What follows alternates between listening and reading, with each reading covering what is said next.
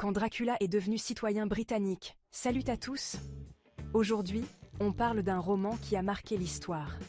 Le 26 mai 1897, un certain Bram Stoker, un écrivain irlandais pas encore très connu, publie un roman intitulé Dracula. L'histoire? Un conte vampire originaire de Transylvanie qui décide de s'installer en Angleterre. Il voyage dans une caisse remplie de terre, hypnotise des jeunes femmes et cause bien des soucis au pauvre Jonathan Harker et au professeur Van Helsing. Et voici ce qui rend cette histoire drôle. Dracula débarque à Londres comme un touriste un peu trop zélé, mais personne ne s'étonne vraiment qu'un type pâle, vêtu de noir, qui dort le jour et a une obsession pour les coups, se promène en ville. Bram Stoker, pour rendre son personnage plus crédible, s'inspire de véritables mythes folkloriques et d'un personnage réel, Vlad l'Empaleur, un prince sanguinaire roumain.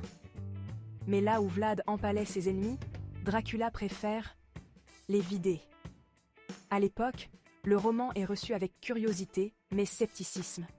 La critique anglaise écrit des choses comme « un livre original, certes, mais peut-être un peu trop macabre pour le bon goût ».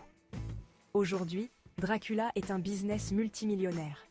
Et voici ce qui fait sourire, le personnage est censé être terrifiant, mais il est devenu un symbole pop culturel presque attachant, au point d'avoir été transformé en personnage de dessin animé pour enfants, en jouet Happy Meal et en idole gothique. Il est le vampire le plus célèbre de tous les temps, et pourtant dans le livre original, il a très peu de lignes de dialogue. Comme quoi, on peut devenir culte juste avec un regard sombre et deux canines bien affûtées.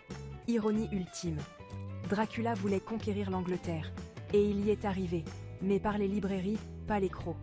Voilà, c'était votre dose d'histoire et d'humour pour aujourd'hui. N'hésitez pas à liker et à partager si ça vous a plu, et à bientôt pour une nouvelle anecdote.